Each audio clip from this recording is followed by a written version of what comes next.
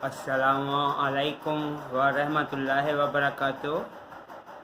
Army chief general Hafiz Syed Asim Munir Ahmed, inter surveillance intelligence chief Nadeem Ahmed Anjum, वफाकी वज़ीर दाखिला और ख़ारजा मोहसिन नकवी और वज़ीर ख़ारजा साहब भी जिनका नाम मुझे मालूम नहीं है,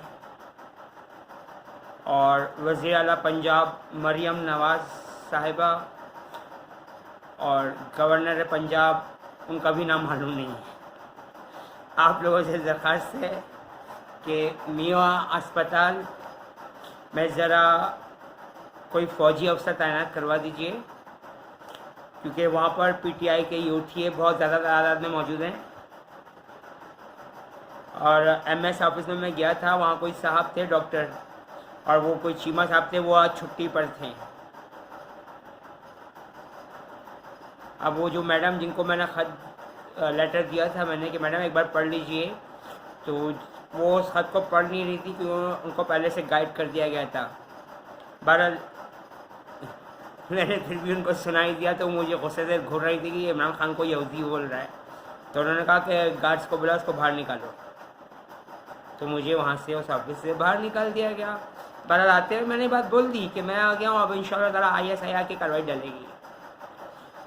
तो वहाँ पर एक डॉक्टर साहब भी मुझसे मिले थे, गुस्से से बात कर रहे थे। अच्छा, तो इमरान खान को यहूदी बोल रहा है, बताता हूँ तुझे।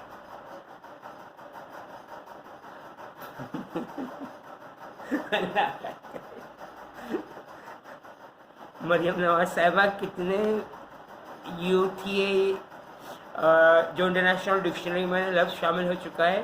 पीटीआई के जो यूथ है उनको यूथी कहा गया है, और आज यूथी वकीलों की पिटाई भी हुई है।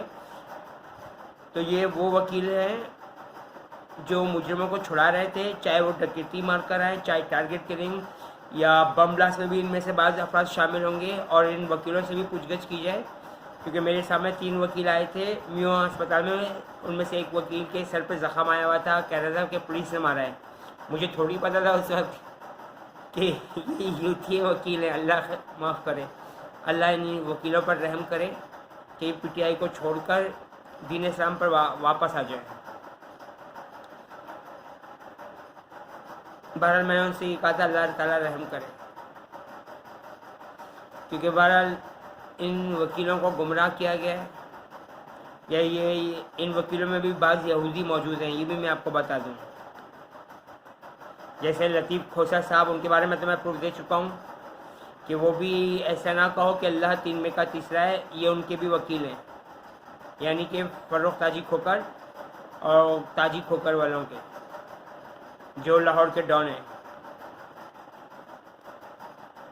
तो बहरहाल ये कहना था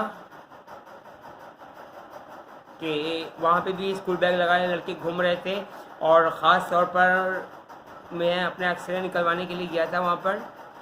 तो जानबूझकर मुझे देर तक खड़ा रखा गया, और वो तो अच्छा हुआ एक सिस्टर ने आके कहा कि भाई साहब आप लोग बाहर निकले जाएं, क्योंकि यहाँ पे लेज़र टेक्नोलॉजी है। क्योंकि बहरहाल ये है तो लेज़र ही ना, एक्सरे मशीन। तो जब तक वो मुझ पर अपना इफेक्ट दिखा चुकी थी, बहरहाल अल्लाह ताला का शुक्र है कि वज़ू किया और मैं सही हो गया, क्योंकि वज़ू में अल्लाह ताला ने इतनी ताकत रखी है। और वैसे भी इस हवाले से कुरान पाक में भी आयत मौजूद है और हदीस भी मौजूद है कि जब बैतुल खला जाया करो तो वज़ू कर लिया करो, यानी कैनियों तक हाथ धो लिया करो, सर का मसा कर लिया करो, टखनों तक पाँव धो लिया करो। तो भाई साहब ये वज़ू ही है। अब मसाजिद में बैठे हुए यहूदी उलमाए कराम इसको वज़ू नहीं कहते, तो मैं इसका ज़िम्मेदार नहीं हूँ। वो ख़ुद इसका जवाब देंगे रोज़े क़यामत अल्लाह ताला के दरबार में। और ये भी कि जब वाशरूम में जाया करो तो सर के ऊपर टोपी ओढ़ के जाया करो, क्योंकि वाशरूम में इंतहाई ख़तरनाक बैक्टीरिया मौजूद होते हैं, जिसकी वजह से इंसान गंजा भी हो जाता है, क्योंकि उनमें अमोनिया गैस भी वाशरूम में शामिल है। और इस हवाले से मेरे पढ़ने में एक और बात आई है कि वाशरूम में अगर कोई कपड़े रखे हुए हों तो उन कपड़ों को एक दिन धूप में रखा जाए तो तब उनमें से बैक्टीरियाज का ख़त्मा होता है। तो जो लोग भी वाशरूम में कपड़े टांगते हैं वो ये सुन लें कि वाशरूम में कपड़े नहीं टांगे जा सकते, क्योंकि बैक्टीरियाज उनमें भी चले जाते हैं, इंतहाई ख़तरनाक वायरस। अल्लाह ताला उम्मत मुस्लिमा को अपनी पनाह में, रहमत में, हिफाजत में रखे और दूसरे मज़हब के बेगुनाह मर्दों, औरतों, बच्चों, बूढ़ों को भी।